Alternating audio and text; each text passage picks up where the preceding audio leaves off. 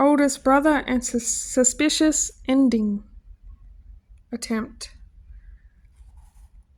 One day, my oldest brother and my parents got drunk. My oldest brother was found hanging in the backyard shed. I didn't see it happen. I don't think I was there, but it feels like I was because I was being told the details. It was so surreal that I imagined it all vividly. I was in shock. When he was found, Mum or Dad found him. Mum tried to resuscitate him and she called an ambulance. He regained consciousness but was delusional and spaced out. He was taken to a hospital. Dad changed the story about the light being on in the shed where my brother tried to attempt, which made me suspicious of him, and I was thinking that he was involved in his attempted somehow. The other reason I have these suspicions is because when he is in the hospital, Dad had no empathy. He was joking around and mucking around with my sister and youngest brothers, not taking it seriously. My brother almost ended, and my dad didn't even care. He was more worried about himself and put the attention onto himself. I have no proof and I don't expect anyone to have my opinion. It's just my intuition and my own feelings about the incident. When my brother was sent to the mental health unit after regaining strength, they evaluated him and said he was fine. He was let out because he was mentally okay, apparently. Why was he let out when he clearly wasn't okay? How can my brother act like nothing ever happened after all that had happened and putting the family through all that worry? My long-term ex wouldn't let me see my brother in hospital.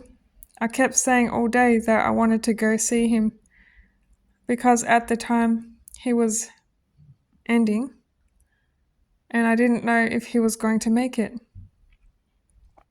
My ex kept saying later, or no, we're not going. Then he would lay in bed playing on his phone. It got to 3 p.m. or something, then I said, I'm going to go see him myself. Then at the last minute, my ex decided to come, but I wasn't allowed to drive. He set the navigation to the wrong location on purpose, which was an extra hour distance to the middle of a newly built suburb. I was so angry at him. We finally got to the hospital around 6 p.m.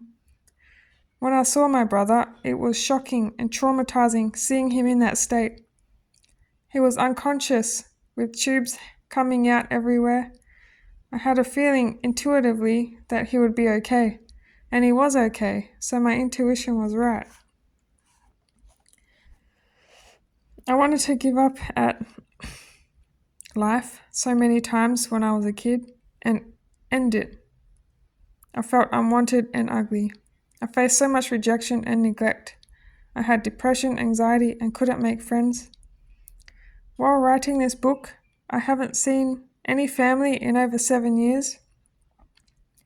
One reason I haven't seen them is the borders were shut off over that word. And I couldn't cross because I'm unvaccinated. Another reason is if I go back to my hometown, all my hard work of healing my inner child will get re-triggered and undone. I don't want to face my dad again as well. He is scary. Apparently I'm not his daughter anymore anyway. He is so unpredictable, and if I went back there, he would probably hurt me for exposing him to all my family. He said I would never be his daughter again unless I say that I was lying about his abuse, which of course I wouldn't do that. So we had to part ways and cut the cords. I kind of got closure, I guess, because I made the decision not to cower and be controlled by him. He had issues with me way before everything got exposed about him. Back when I was a young teenager, he didn't love me like the other kids. I think I figured out why, which I'll explain later. It's about him potentially not being my real dad. I wrote a chapter about it. I have a little bit of evidence to back up my theory. One time as an adult, when I visited him, I said how I like chiropractors. Then out of nowhere, he starts abusively screaming at me about how chiropractors are bad and how I'm a sinner and terrible person for going. That day I stood up to him and I said that he is wrong. That was the first time and only time I yelled back at him. I think he hated chiropractors because he didn't want to heal his sciatic nerve. He was getting government payments to not work because of his back. He yelled at me because I had a solution which wasn't even targeted at him. I was talking about myself and my own body and how I wanted to heal myself.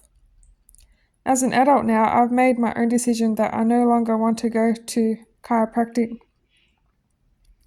One reason I have stopped going is because of finances, and another reason is due to watching fearful YouTube videos about people's stories and things that went wrong. Also, the last chiropractor I saw gave me a creepy vibe. He looked through me when he was talking to me like I was a ghost. He also hurt my neck, and I had to go back so he could fix it. He wasn't professional because I went there with a sore shoulder and he didn't even work on my shoulder at all. The other chiropractors worked on my shoulders. I might go back to a chiropractor in the future, but I'll try and get by without going until I need to. Maybe I'll just get massages for now until I build up trust again. Another time, Dad humiliated me and belittled me is when one of my aunties came over with her little girl. We went into the conversation about birthdays. I said to my auntie how we didn't have birthday celebrations growing up. Then Dad starts yelling, in front of my little cousin too, saying, "We did celebrate your birthdays.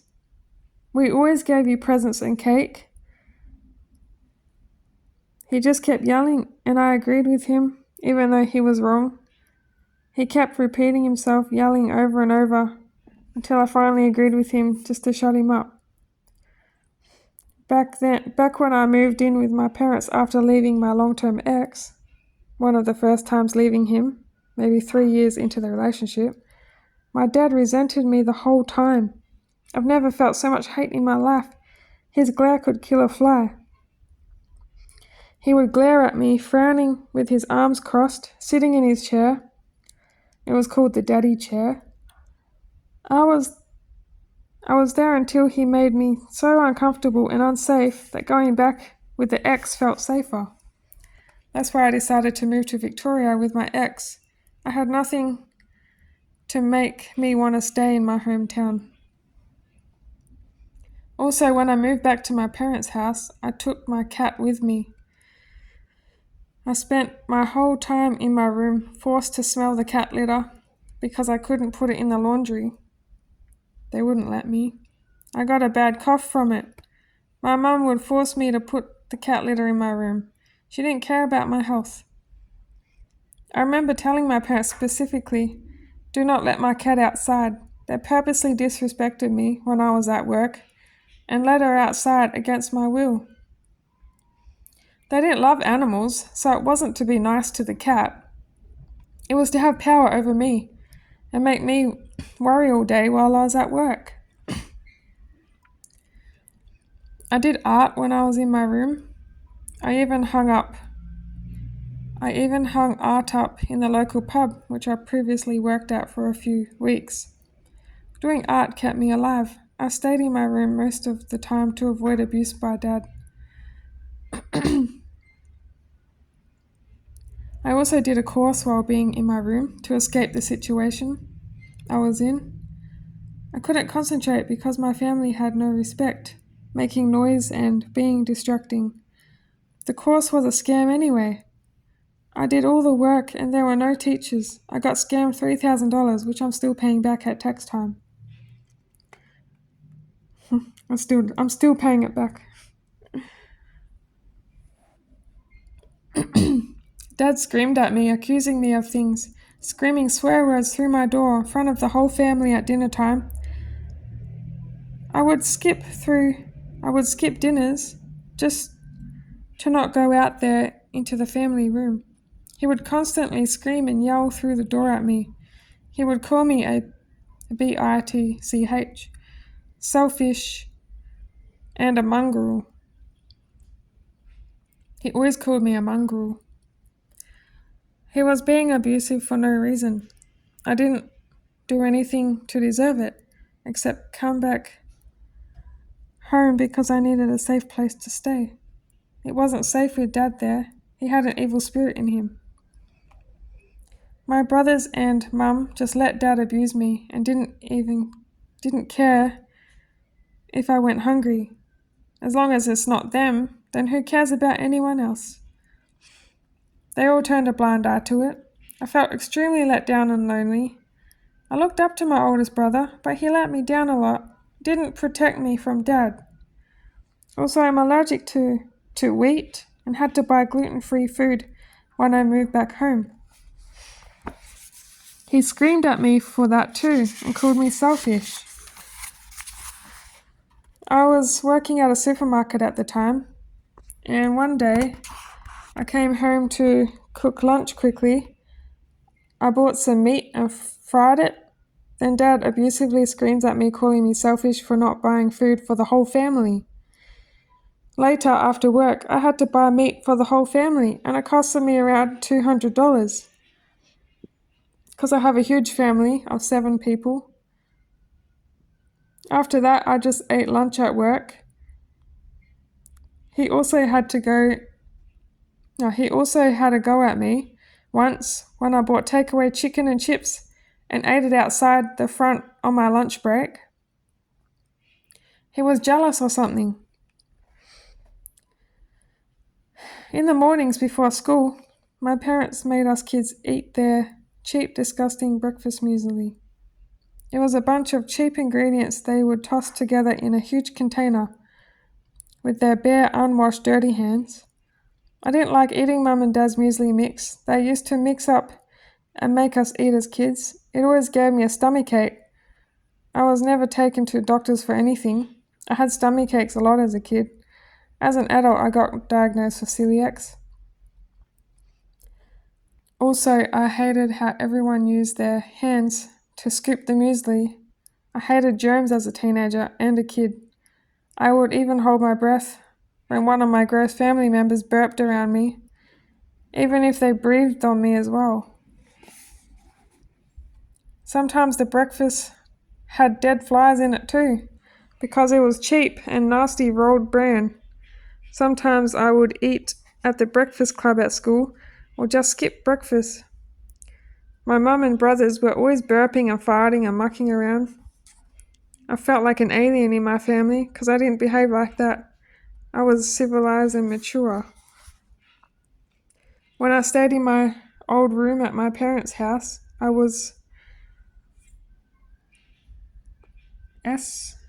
suicidal.